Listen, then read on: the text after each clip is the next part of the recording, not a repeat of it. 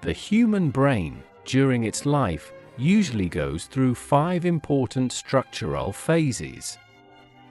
Brain configurations that lead to the birth and development of human consciousness. During pregnancy, the brain develops along with the rest of the body.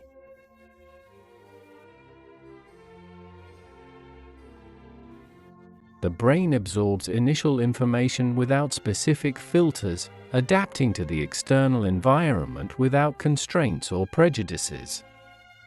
It is very reactive, it doesn't possess qualities like rationality, logic, and it responds directly to the stimuli he receives.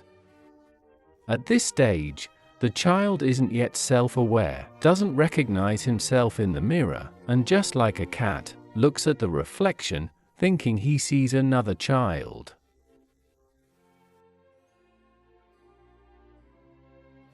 The brain has built a first solid foundation of information, a first self, a first consciousness, which also represents its first data processing center.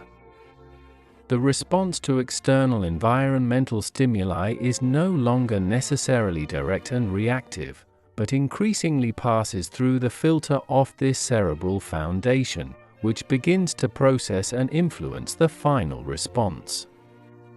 This information base becomes an internal reference point for his actions.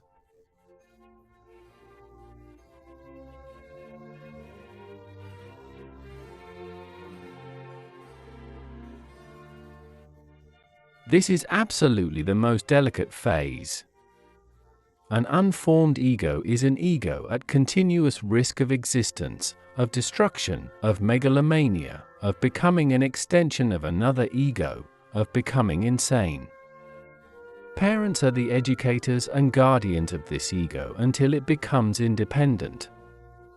But many parents do not do this duty of education, due to negligence, inability, or malevolence, with the consequence that their children will find themselves at 20, 30, 40, or sometimes for their whole lives, in a state of semi-independence.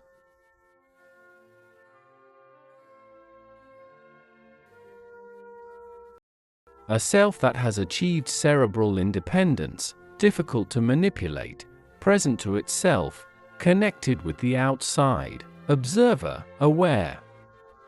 Cerebral independence doesn't necessarily mean being free from influences of the surrounding environment, but it means being aware of the influences of the surrounding environment.